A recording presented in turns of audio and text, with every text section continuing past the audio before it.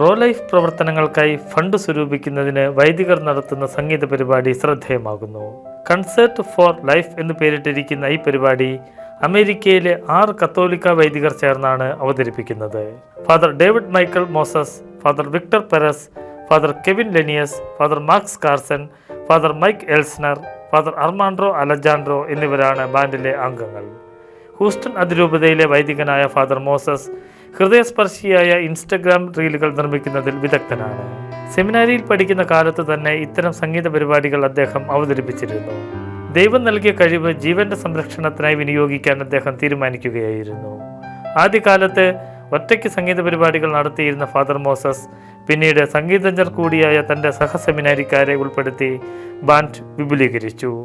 ഇപ്പോൾ രാജ്യത്തുടനീളം ഇത്തരം സംഗീത പരിപാടികളുമായി മുന്നേറുകയാണ് വൈദികരുടെ ഈ സംഘം. മനുഷ്യജീവന്റെ സൗന്ദര്യത്തെക്കുറിച്ചും പൗരോഹിത്യ ജീവിതത്തെക്കുറിച്ചും കത്തോലിക്ക വിശ്വാസത്തിന്റെ സന്തോഷത്തെക്കുറിച്ചും പ്രതിപാദിക്കുന്ന പാട്ടുകളാണ് ഇവർ കൺസേർട്ടിൽ അവതരിപ്പിക്കുന്നത്. ഫാദർ മോസസ് ആണ് ബാൻഡിന്റെ ലീഡർ. ടെക്സാസിലെ സാൻ ആഞ്ചലോ രൂപതയിൽ നിന്നുള്ള ഇലക്ട്രിക് വയലിനിസ്റ്റായ ഫാദർ ലെനിയസ് കഴിഞ്ഞ 7 വർഷമായി ഈ പരിപാടിയുടെ ഭാഗമാണ്. പ്രധാനമായും പ്രതിസന്ധികൾ അനുഭവിക്കുന്നവരും മികച്ച പരിചരണം ആവശ്യമുള്ളവരുമായ ഗർഭവതികളായ സ്ത്രീകളെ സംരക്ഷിക്കുന്ന സെന്ററുകൾക്കാണ് ഇവർ സംഭാവന നൽകുന്നത്.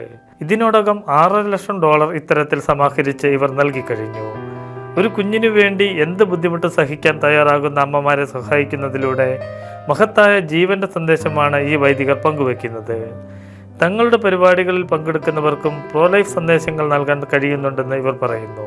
യേശുക്രിസ്തുവിൻ്റെ അനുയായികളാവുക എന്നതിനർത്ഥം നമ്മുടെ ആദർശങ്ങളും വിശ്വാസങ്ങളും മുറുകെ പിടിക്കുക മാത്രമല്ല, അവ മറ്റുള്ളവർക്ക് കൂടി പങ്കുവെച്ചു കൊടുക്കുക എന്നുള്ളത് കൂടിയാണെന്ന തിരിച്ചറിവിൽ നഗരങ്ങളിൽ നിന്ന് നഗരങ്ങളിലേക്ക് സംഗീത പരിപാടികളുമായി സഞ്ചരിക്കുകയാണ് ഫാദർ മോസസും കൂട്ടരും.